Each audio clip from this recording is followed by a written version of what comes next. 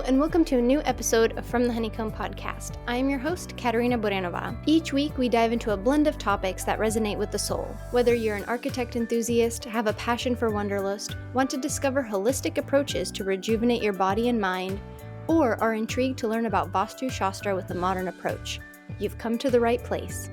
Join me as I sit down with inspiring, like-minded women from various walks of life. We will delve into their journeys to discuss the challenges and moments that define their paths. So sit back, relax, and let the spark of positive energy ignite your curiosity. Hi, it's me, Katerina. Before we jump into today's episode, I want to share with you something that can change the trajectory of your life. If you are ready to start your own architecture firm but are feeling overwhelmed by where to begin, I understand, because I felt the same way when I first embarked on my entrepreneurial journey. This is why I have created the ebook, The Mindful Blueprint for Launching Your Architecture Firm. This comprehensive workbook contains everything I wish I had known before starting my own firm. From building a solid business plan to creating your brand, The Mindful Blueprint for Launching Your Architecture Firm offers a step-by-step guide tailored to your timeline, whether you're launching your firm today, next month, or in a few years. Dive into essential topics like financial planning, organization strategies, and how to secure your first client, all in one convenient resource. That's right, you don't have to spend hours researching. I have done that for you so you can focus on building your business. And that's not all. With your purchase, you'll also receive an exclusive meditation for business owners, mindfulness tips, a crystal guide for support, and gratitude exercises to help you stay focused and positive throughout your journey. Turn your dream of having your own firm into a reality with the Mindful Blueprint for Launching Your Architecture Firm. Click on the link in the show notes to get your copy today. Now, let's dive into the episode. Today, I am joined by Luciana Triplett. Luciana is a Brazilian-American architect who, after a decade of experience with various firms in Boston, launched her own studio. Her practice focuses on high-quality design and visualization for residential and small-scale commercial projects, offering renderings for developers and fellow architects. Luciana is a strong advocate for a holistic approach to design and architecture, one that fully engages both the body and mind. Luciana, welcome to From the Honeycomb. Thank you so much. I'm happy to be here. And happy to have you.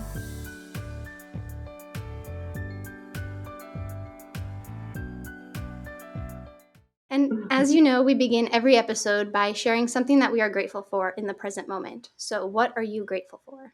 That's a great question. I think gratitude is part of life, my life at least. It's like a mindset. From the moment I wake up, I make sure that I spend at least a half hour going through my notes, the things I'm grateful for. I like to do my prayers in the morning. And I think it helps set up my day to already saying thank you for whatever's going to happen to, not just what happened in the past, what is happening in my life right now. So right now, I'm grateful to be here and be able to share my experience owning my own firm as an immigrant architect, which is a rare thing, but we have that in common. I love that about it.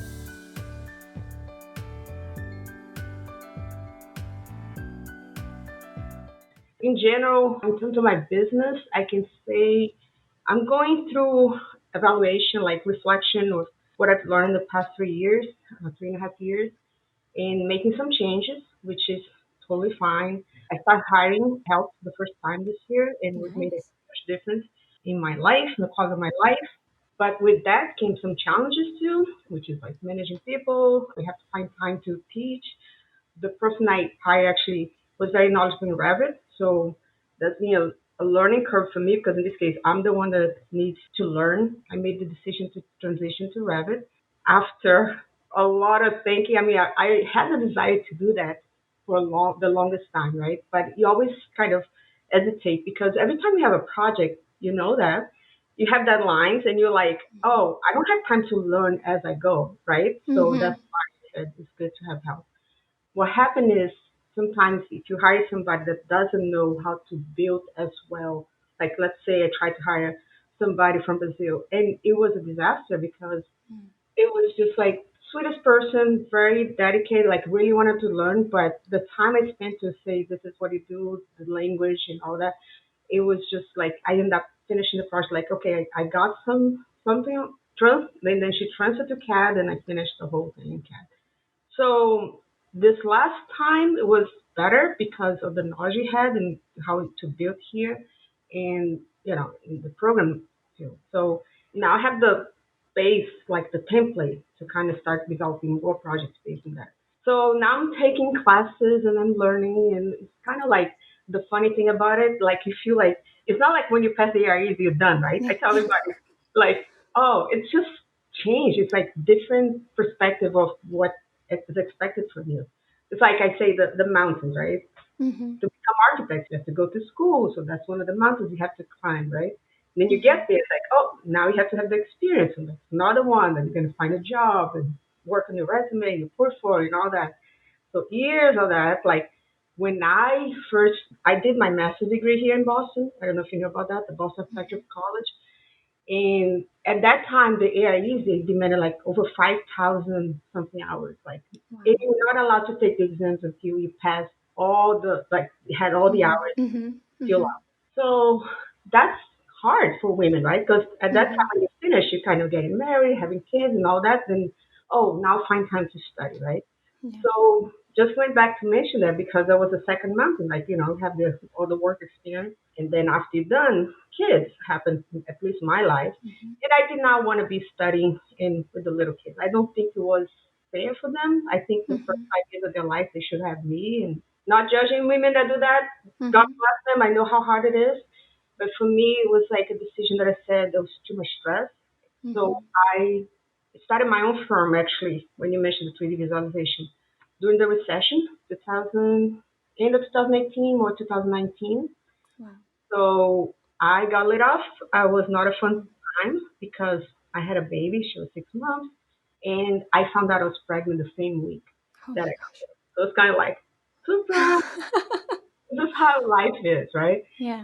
So my husband actually is in the same field as me. He's also an architect. And at that time, he was laid off actually before me. So it was a really tough time in our life. And we kind of had to find a way to survive, right? So starting the firm was a great idea because how it started is I would take forever to explain it, but my dad had cancer. I would have to go to Brazil and be with Mhm. them. And I found out about the business there that was blooming. Like the economy there was great at that time. It's totally different than here. And there was a lot of companies doing the renderings because they're building Mhm. so much. And then Mhm. I found out like one of my cousins that had this people that recommended me to me that did this amazing 3D renderings and really high quality. So I decided to start the firm. When I came back, and my first client was actually the firm that I was working previously that hired me to do the project for them. So this is how I got started. And then my husband knew how to do 3D renderings too. So we were like, he'll do some of it.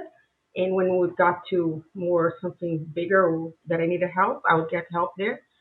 And that's how I survived it for doing the tough times, until my husband got hired. And I was like, oh, I still need to do my own thing because we need the flexibility to be home, and the kids were too little, and they have different schedules, and it was just too much for me. And at that time, if you remember before COVID, Mhm. people could not work from home. It was like you had to be in the firm for 8 to 6, so you have to pay super expensive daycare, which was like Yeah.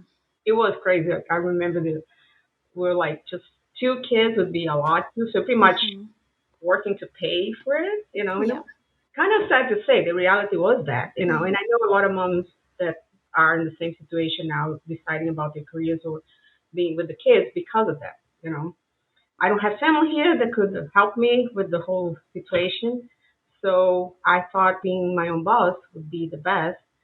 So the best thing that happened kept me in the business. Like it wasn't like I wasn't working totally different field because I never want to leave architecture. I never did. That was Mhm. not like something that I planned. Like recessions happen. So I kind of at that time transitioned to help the architects that are working for doing the rendering because they would be like, oh, are you available to do more? So I would start developing a set of documents and doing more but just the rendering because that's what I could do. And Mhm. especially for someone that I worked before, that was my boss before, also not the big firm, the smaller firm that I worked before, that needed help. So I did some part-time job for him. So that kind of kept me going. And then I realized, Katerina, like you got to Mhm. a point I either go back to firm when the kids start kindergarten, or I would study for the exams because I knew if I went back to a farm, it would be super hard to find time to Oh study. yeah. You know, Mhm. and I was like, okay, might be the time now to start studying. And I knew in my heart that I wanted to be called an architect. For me, it was so painful. Like I came from Brazil as an architect. I did Right. get my first degree from Brazil. So it was part of me that was missing, part of my identity, that was like, Mhm. oh, I still need to finish this chapter. Like, it wouldn't be enough just to be a designer or just always working for the people, especially knowing that I could do more. And Mhm. at that time, okay, true story. I did not know any architect that was Brazilian. Never met. It took me 20 years to meet the first Brazilian person that was licensed in this country. Wow. I didn't know any other immigrant that was licensed. It was like I didn't, I didn't have a huge network, but the people that I worked with, they were not licensed by me. They were students or they're American or because, it was just my reality. So I felt very isolated, like trying to achieve something that was like felt impossible most of the time. Mhm. But I knew I wanted to do it and that was it. And I was going to try no matter what. So I started studying for the exams. I passed my first one. At that time it was 4.0, 2015, I think. Okay. Uh, Yeah. yeah, so around the time. So I started. I passed site planning design. I don't know. It was like I passed two or three in the beginning, and then I got stuck with PPP. I don't know if you Mhm. ever took that exam. I don't know what the hell happened. I just could not pass that exam. I got stuck. One time, I was like, well, maybe didn't study enough. Let me try it again. Second time, nope. Third time, like, no, this is it. I'm passing Yep. now. And I studied like crazy and I still failed. And I was so devastated. Again, I was all by myself, studying by myself, not knowing what I was doing. And I just realized it's like, it's not for me. No, Mhm. maybe I'm not ready, like, to become an architect. The whole negativity comes to your mind. Mhm. And I said, I just remember it was the end of 2008. Now I'm getting messed up with the date. But I know I found out about the area boot camp and I Mhm. just realized like I need to do that because otherwise it's my last chance. He's Yeah. saying we're going to focus, we're going to have a group study and we're going to spend 10 years just, focus on that exam and that's it. So I remember that time I spent the whole 10 weeks without no TV, like just studying, like this Yep. is it. So I Yep. passed. I was like, oh, thank God. I just studied so hard for this. And then it changed to 5.0. And in 5.0, Mhm. I only had PPD and PDD to get it done. I was like, oh, sure. Mhm. No, because those two exams are monsters too. They are. So it was a battle, and I would take the first one didn't pass, the second one didn't pass. So I kept going. Like when I failed both of them two times, I think I got hit with a rolling clock. Yep. Oh, geez. So that took me my CBS exam, which when I started taking the exam, I don't know about you, I didn't set up a schedule. I was taking once a year kind of thing. So it wasn't like I was Mm. like committed. I'll Mhm. study and then summer comes and then my mom would come visit or I would go to Brazil for a while. So it was like never a commitment. I understand Mhm. now what commitment is. Like when I Mhm. did that 10 weeks, that's a commitment. Like Yeah. you have to focus all your energy in one thing. I've learned that in my life in general. I don't do well with like I don't have a deadline. I Mhm. always need a deadline, so that's why it's good to kind of in your mind like you work towards that goal, and this is it. Mhm. And I'm gonna tell you later about a 12-week plan that I work on right now in my life. But that began at that time in terms of the focus. So I lost three exams from Wow. the From the rolling clock. Oh my gosh. PGM, PCM, and CE. That was not a fun time. It was my Yeah. lowest time in my journey to become an architect. Mhm. You get this close to give up again because it's like, okay. But at that time, because of boot camp, I had this group of friends that were all studying together. We were very committed. We were supporting each other because I tell people, everyone's like, it's such a difference to have a community. Like when you by yourself, when I was by myself before, it's like I have no one to say, hey, you can do that. Kind of like Mhm. cheering each other and kind of celebrating with you with the whole thing. So my friends kind of like, no, you're gonna do this. It's like, yes, now it's time to kind of like, this is it again. That kind of feeling Mhm. like I can do this no matter what. even if I have to take more, 3 more exams. And somehow I found the strength to keep going. And then I took all the exam. And after that, I made the commitment. I don't know if you know that book, Essentialism. I kind of cut down my hours of work. I did everything to kind of say, I want to talk to my husband about cutting down costs and all that because it's like, Mm-hmm. I need that, you know. If I Mm-hmm. don't sacrifice now, it'll be always like maybe someday I'll pass. And I start passing, passing, passing. So if you see my final, when they release all the dates and everything, Mm-hmm. it feels like I finish everything within a year and a half, everything, like less Wow. than a half, because of that. Because Mm-hmm. it's kind of starting over from that point, and then I finished. The only reason I didn't finish before was because COVID hit. When COVID hit in 2020, like I was gonna take my last exam in March, something. So Oh they wow. closed all the centers, they closed all the tests Yeah. centers, and then I had to wait a few months, and then November, I remember 11/11, I passed my last one in 2020. Oh my gosh. Oh, that's like magic numbers. I'm sure you hear a lot of stories. Like I know all my friends, they all have like really inspiring stories about the Mm-hmm. journey because it's a journey, and it makes you a better person. It makes you, like a better architect. I tell everybody, it's Mm-hmm. like I respect the process. I respect the AIEs because Mm-hmm. they do a lot of things that I like to say. You don't know what you don't know, right? Mm-hmm. Until Mm-hmm. you study for them. It's like, oh, I didn't know I was supposed to know this. Kind of like, Mm-hmm. this is the part that I love the most. Like I love learning, and I never took the time sometimes to explore some subject.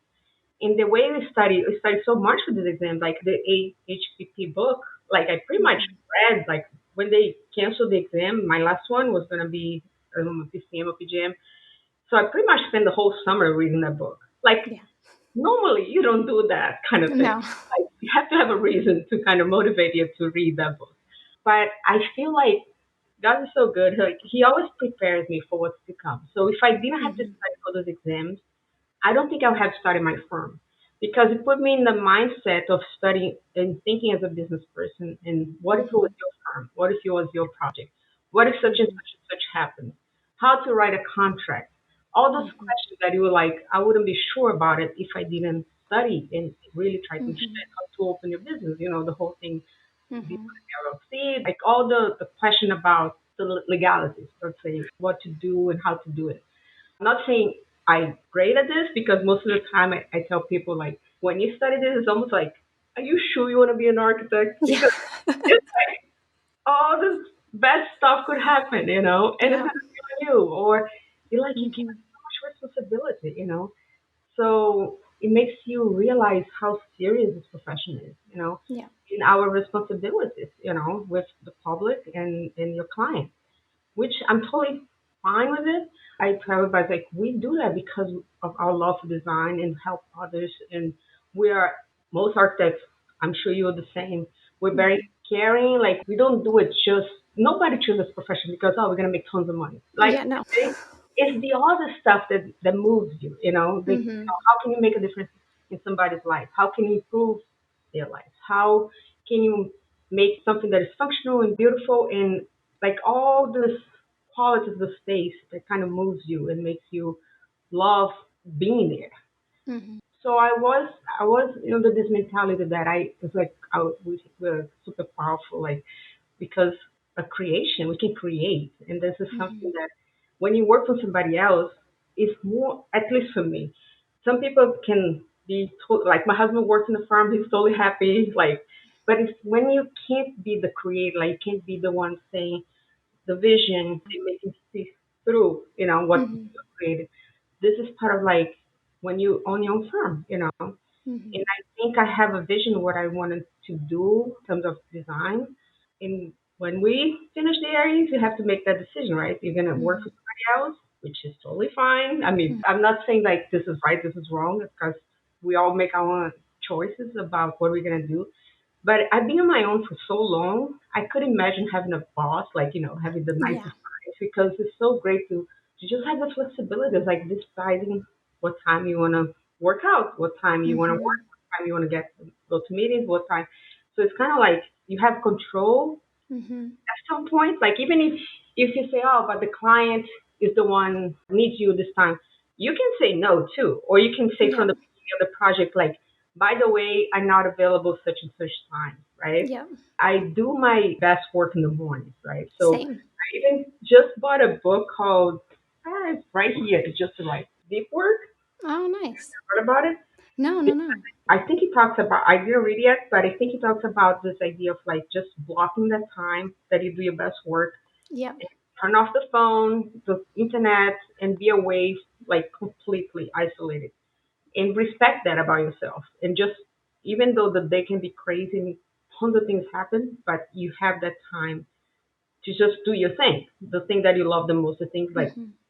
you make this huge to do list during the day, but you know the one thing that's more important, right? So that is when you Hmm. focus your time.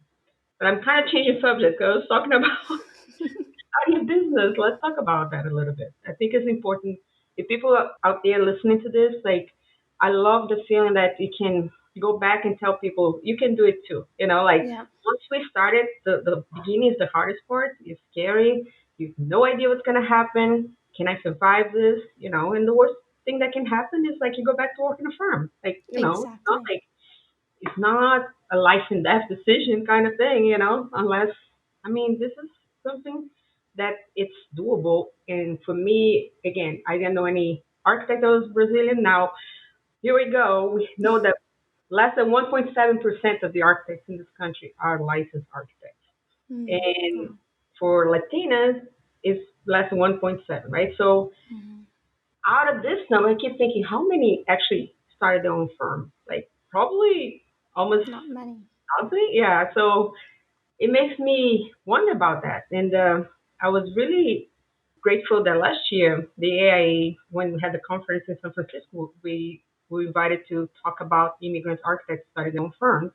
I was part of the panel that did the presentation and was exactly talking about those challenges that we Hmm. face.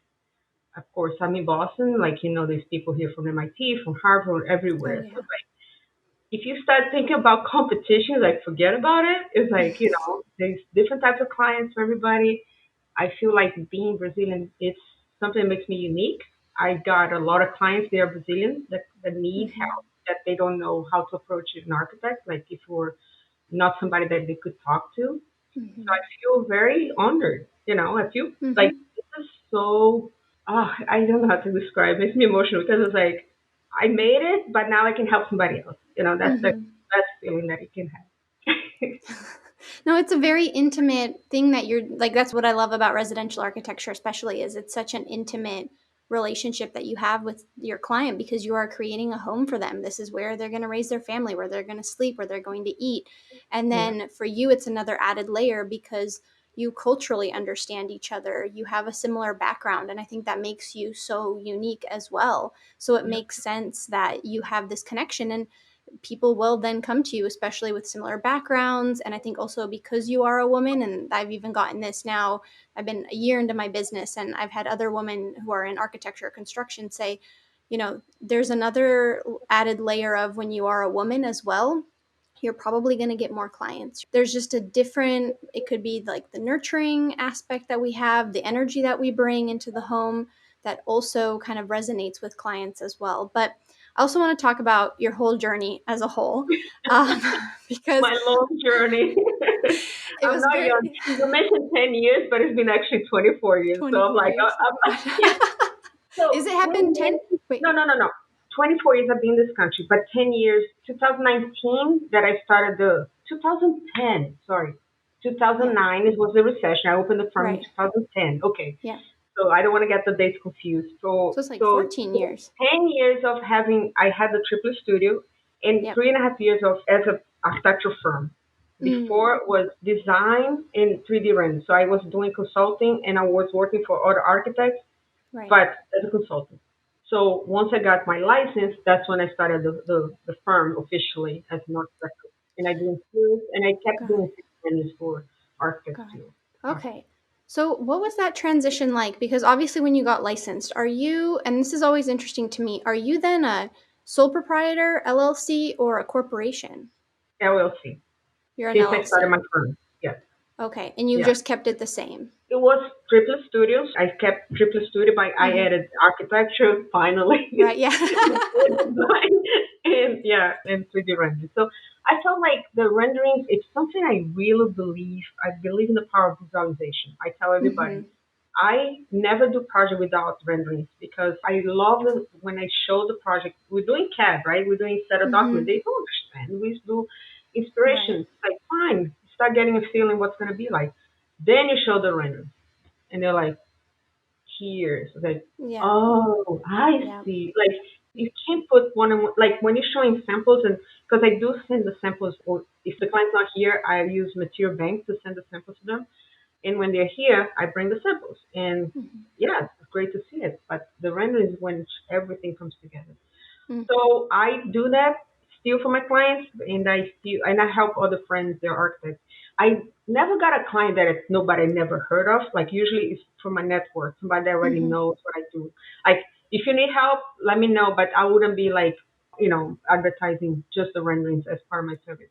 It's Right. something that is included in my design service. And that's really great too, because something I've noticed is diversifying your income as Yeah, well yeah, is very important as a business. And like you already mentioned, the recession and then COVID, and just always having a different, like diversifying your income is just so important. I was just talking to somebody else about this. And I think you are really tapping into that. Even within my first year, I did have a rendering project for someone. And at first I was like, wow, I didn't think I'd ever have a rendering project, but it was great. It came in a slow month and I was like, this is a great project. And it's so important to have, and for anybody who's thinking about starting their architecture firm, don't think that you're only going to be getting clients for whatever specific type of architecture you're yeah. designing. Be open to other possibilities. Yeah, especially like as you mentioned, like we know one thing for sure in our position, Hmm. our like as business owners, that nothing's for sure. Yeah. Like we never know. Like I get excited sometimes some phone calls or some project like it's just talk, but it never goes through. Hmm. Or something that like when I was on vacation this past July, before I talked to somebody that kind of guaranteed to me that we're gonna do this not guarantee, but kind of gave me high hopes that Hmm. we're gonna do this project together and it's gonna be it was gonna be a big project, like multi-family project that I Wow. would be the design of this project. I was super excited. And when I came back, I was like, so what happened? And it's like, nope, the project fortunately is not going to happen. So this is Hmm. a ups and downs. Like you kind of say no to other projects because I was like, oh, instead of having smaller projects, I'd rather have one big project focus on that. Hmm. And there was another residential project I was going to do, and then the client's like, "Oh, I'm going on vacation for 3 weeks. When I come back, we'll talk." So we never know. Like, and Yeah. then this is the thing about it. Like the pace of the work is all over the place, right? Hmm. So as you mentioned, one of the changes I've been thinking about a lot, and actually working towards it, is the passive income type of kind of how can you create something that you can give away but it's Hmm. not like you're gonna need like your Right. time all the time, because there's a lot we can teach and we can produce that is not Hmm. in terms of knowledge. A lot of people Hmm. never work with an architect, so it's just that understanding, like for the client to say, hey, when they call you, you kind of have to say this is not just a drawing. Like sometimes because Hmm. it's like, oh, I just need some drawings. No, it's never just some drawing. Like and the time Yeah. it's explain what it takes to finalize a project, and it's the part that maybe we can create some educational material, like something that the Hmm. benefits when knowing, oh, I see, what's the difference between working with a designer and a licensed architect? What's the difference between when you do a permit set and when you do a Hmm. full interior and like interior and architectural project? Because they're very unique in Hmm. types of fields, but also skills and also time. So I prefer not to do the premise set because I want a triple C to be a design firm, and those kind of like quick and dirty kind of product. I don't know how they call it, but kind of like just get it done is Hmm. probably not my type of project because I need to focus on what's gonna be in terms of the quality of the space, the quality of architecture I'm creating. And Hmm. that's the challenge because some people want to, you want to be busy and just doing a bunch of projects that quick, Hmm. or you want to take the time. I rather quality clients than quantity. Make sense? So kind of, Hmm. I want to understand you. I want to kind of take time to hear what you need. I want to do a briefing that we can all agree in all the decisions beforehand. So the more we have the time together, the better your client's gonna, the project's gonna be. No, No. no questions about it, right? It's architecture is a combination of architecture, the architect that's going to create Mm-hmm. it, the client. The better the Mm-hmm. client, the better the project too. You know that. The better this understanding, like the nicest ideas come, and the creativity is easier because this connection helps you to kind of like, Mm-hmm. oh, I understand you now. Instead of you going totally in one direction and the client's like, no, no, no, no, this is not what I'm thinking, right? Mm-hmm. So that's what I said. It takes time to create this, you know. Not every architect has time to do that. That's the reason about residential. I do. I kind of don't mind that, as soon Mm-hmm. as you understand that it's not free work. Like Mm-hmm. that's the only thing. Sometimes it's just like I give myself too much and I don't realize like, oh my gosh, I thought I was gonna take a few hours to do this and it's taking this. So I'm Mm-hmm. learning now to be better myself, but kind of like not just being available too much. You know what I'm saying? Like, Mm-hmm. and that's why briefing. I'm working right now on the system. So once this is approved, if things change later, it's additional. That's Mm-hmm. the only way we can guarantee that we're not going to lose money in every project because things could keep changing and changing forever. And Yeah. we all know that because every time we have a conversation, oh, what about this? And then it's Yeah. like, oh, let's explore that. And that it takes time to do changes and produce new drawings and all that. So I think we're all learning as, you know, business owners to kind of understand after at least you said you've been in business for 1 year. Like, A little, yeah, just a little over a year. I've had my own firm now. Yep. so I'm a little like I'm doing this for a little longer, so I've been through a Mm-hmm. lot, different Mm-hmm. clients. I've learned a lot in this past 3.5 years, and it's like the beginning of the relationship also could start with a feasibility study, not Mm-hmm. always like with a proposal. Like in the before, I Mm-hmm. like this huge proposal, like no, like we're still trying to understand what the client wants. They don't Mm-hmm. even know exactly what they want sometimes. Yep. We don't even know if the budget's there for what they want, and also zoning issues and this Oh like my so kind gosh. of Yeah. like the things that I kind of focus in the beginning is just like the what we're gonna do, like the program, like sometimes help them with that. The what, like in terms of can you do it, in terms of Mm-hmm. liability. I mean not liability, but in terms of zoning and then the Mm-hmm. building codes and whatever it's required. And sometimes the change in use, like they don't understand that, but they think the requirements will be different. So all that understanding could be reviewed and talked about it before. So in the past, I've been doing that for more than a year now to have that phase in the beginning, to talk to the clients, make them understand what the project is going to be about. Oh, also very important, like sometimes they have a space, they already have the HVAC that works well. So kind of there's a lot of extra costs. It's not just moving and then you're gonna totally renovate the space and think Mm-hmm. assume that everything that's there works for what you need. Things are Mm-hmm. gonna be different. Yeah. So even the first meeting, like I used to go spend drive for 1 hour, have a 2 hour meeting, come back for an hour, and not charge for it. It's like even Yeah. that time for the beginning, like he needs to be serious. If they're serious about hiring you, they would pay for that visit. Mm-hmm. Like if it's And almost yeah. maybe a quick half-hour introduction, no, I'm okay with that on the phone. But the moment that it's like we're gonna meet and things gonna get more serious and I'm gonna start measuring the space or taking picture of the existing condition, all that, that's already consultation work. That's why it's part of the feasibility study for me now. Hmm. That's something I've been playing around with as well, because exactly what you just said is that initial meeting, it can be driving there, meeting, tons of questions because the clients are so excited. They're meeting finally with some professional and they're like, I want to, oh my gosh, someone's finally hearing my ideas and giving me answers. It's not like you can Google everything because everything's so specific. You finally have someone in front of you.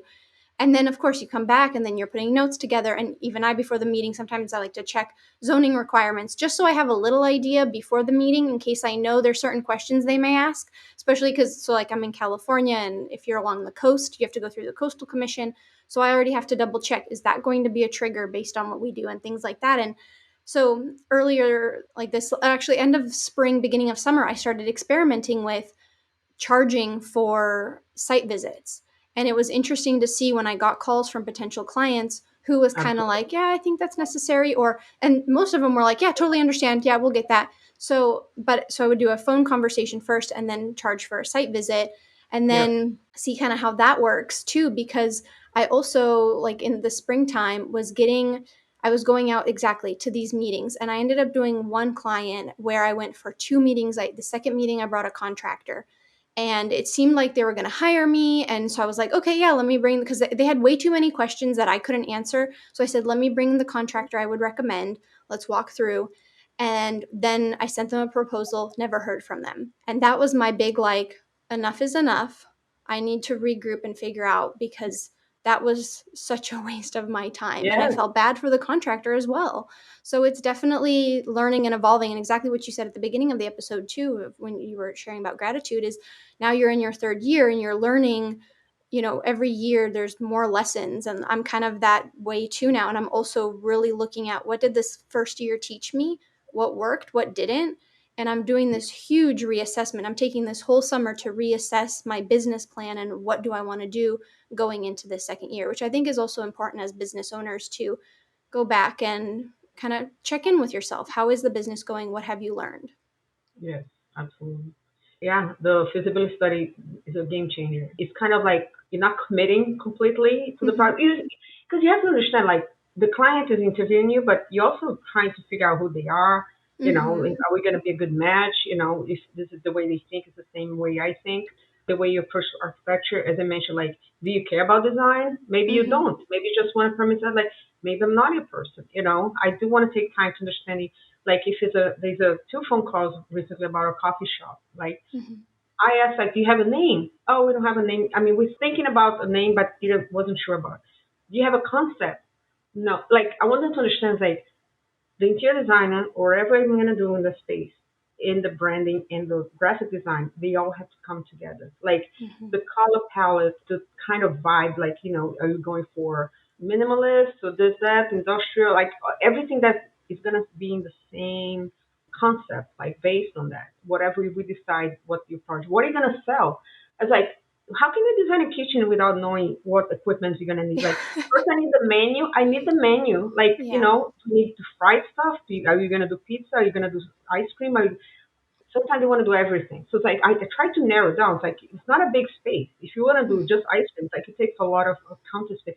So there's a Mm-hmm. lot of planning before that they don't realize. Yeah. So when you get the phone call and things just going to be drawings, like, I go through a whole list of questions. Like, I'm sorry I'm asking so many questions, but it's part of what we do. Like, in the beginning, like, it's understanding where you are in the decision that you did to open your firm, and also, like, who you want it to be as a business, like, what kind of business, because Mm-hmm. coffee shop can be like a Dunkin' Donuts type, it can be a Mm-hmm. Starbucks type, it can, like, what you thinking from this. So I'm preparing this briefing, like, all these questions. So before we even talk, like, I need to receive those answers so we Mm-hmm. know you're ready to go, kind of things. Like, Mm-hmm. otherwise, it's just gonna be a lot of talk, talk, talk, and we're not gonna move to the next phase, because Mm-hmm. it's not on me, it's on them. So the client says, I don't understand the program, it comes from them. Like, we can Mm-hmm. help discuss them, but site plan, like, all those things that we study when you study for the exams, like, Yeah.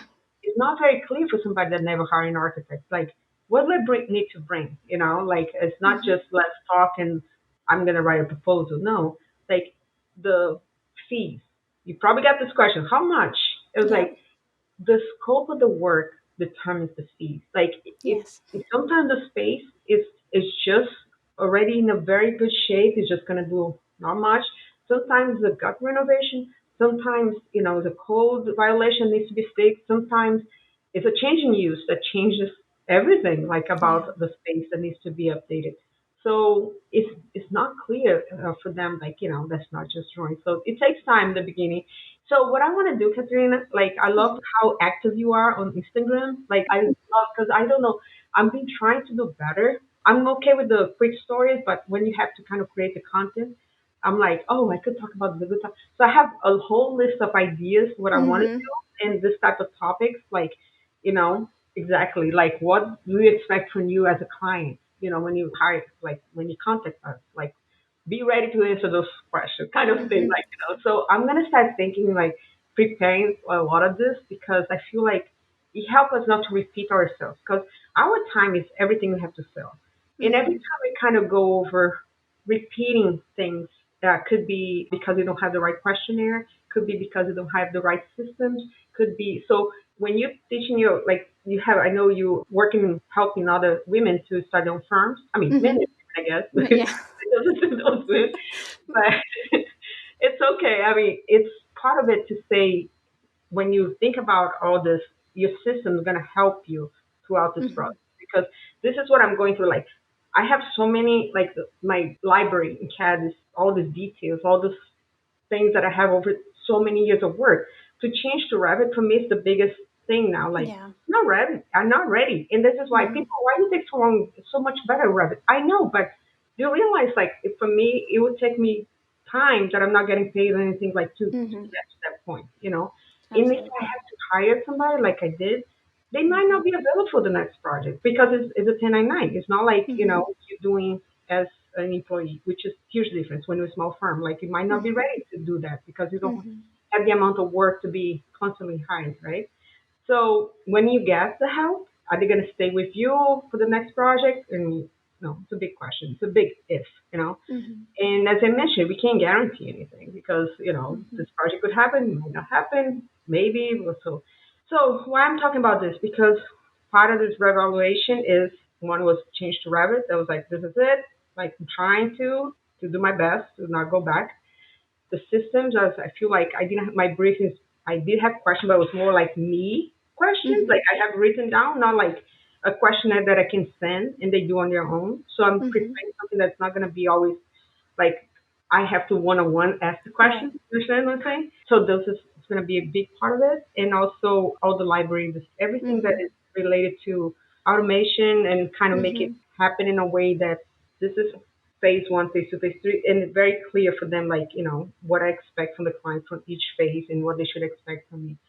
Because in the beginning, I thought I knew, but I think it can get better. Everything can get better. Absolutely. So you see, as the more you do it, I felt like templates would be the solution, but in a way, every project is unique, right? Sometimes it's a Hmm. renovation, sometimes it's a commercial project, sometimes so it's like it's hard to have a template for every single thing. So the best way to Yes. do it is to niche. Like Hmm. I'm just gonna do this type of project. Like right now, I'm learning to say, oh, this project's too small for me. Kind of like Hmm. it's not worth it. If it's just one Hmm. bathroom renovation, and to be honest, I even did price one, two, three to understand like if I do a project for Hmm. the solution, like small project took just as much time sometimes as a big project because it Hmm. doesn't change the whole process. We still have to go through Hmm. this phase, the meetings and that. So it's just, sometimes they don't realize, but for us, it might not be worth it, even though you want to help everybody, but it's It's not reality, worth it. right? No. Or they want Absolutely. to 10 little project, but not really having time to dedicate yourself to one. So this is what I think I am right now. Oh, no, well, great.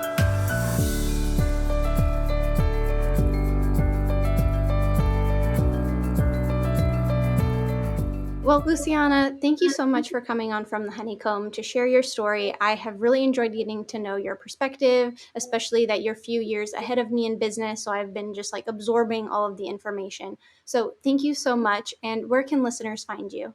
Oh, so my Instagram is Triplett Studio, so at Triplett Studio.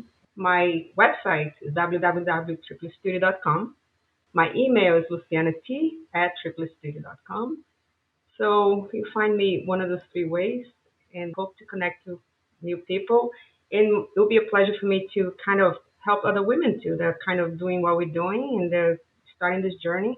Can I just finish one more thing that I forgot Yeah, to mention? sure. I'm sorry, but I think it's so important. When I started my firm, I had a group of friends that started their own firm at the same time. So Hmm. I created this, not I created, but we created this group. And then after a while, I named it LEAP, which is Launch and Evolve with Architecture Firm.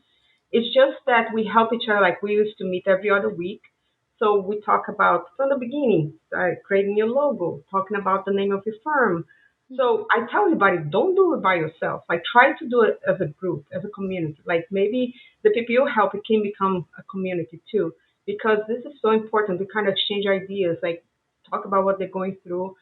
We used to Hmm. invite people as a group, not used to, we still do that, to talk about the experience. People that have been doing this longer, they share their knowledge Hmm. like we're doing here in a podcast, but would be in a Zoom meeting. So I never Hmm. published those meetings, but it was so important for everybody to kind of hear like what's possible. People saying, I started from zero and now I'm making 600,000 a year. Like stories like that will be like so Hmm. inspiring. So we actually grew our group. We started with 10 women, now we're 20 women. Some of them went back to work in a firm. They decided not to do their own thing, which is fine.